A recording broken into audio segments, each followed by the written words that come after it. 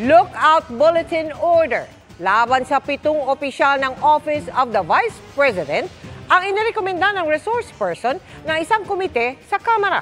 Yan ay dahil hindi pa rin sila dumadalo sa mga pagdinig kaugnay ng confidential funds. Nakatutok si Tina Panganiban Perez.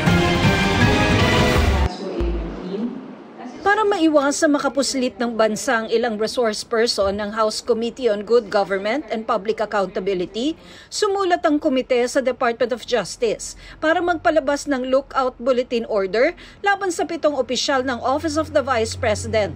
Ilang beses na kasing iniisnab ng mga naturang opisyal ang mga imbitasyon ng komite kaugnay sa investigasyon sa paggamit sa confidential at intelligence funds. Pinapamonitor ng Kamara ang mga opisyal dahil may sabpina ang mga ito galing sa Kamara. And they can leave. As long as walang ganon, hindi naman natin mapipigil yan dahil constitutional right din naman nila na makaalis. So at the very least, ang pwede nating ma-check dyan is ma-check yung kanilang itinerary. Kung hindi pa rin sisipot ang 7 sa pagpapatuloy ng hearing bukas, posible silang makontempt.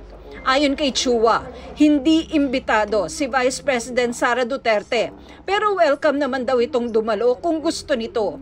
Ipinaliwanag pa ni Chua na ang pangunahing layunin ng pagdinig ay ayusin ang mga butas sa batas kaugnay sa confidential at intelligence funds. Bakit yung mga ahensya na wala namang kinalaman sa intelligence gathering nabibigyan ng confidential fund? Ang isa pa sa nakikita namin dito ay yung medyo nagiging lax yung pag-monitor dito. So dapat yan medyo mahigpitan. Hinihinga namin ang pahayag ang Department of Justice sa kahilingan ng Kamara.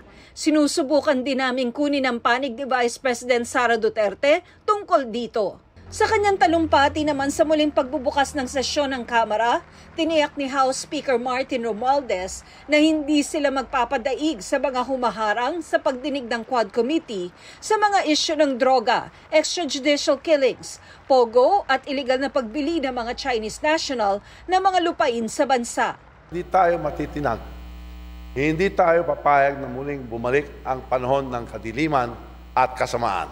Para sa GMA Integrated News, Tina Panganiban Perez, nakatutok, 24 oras.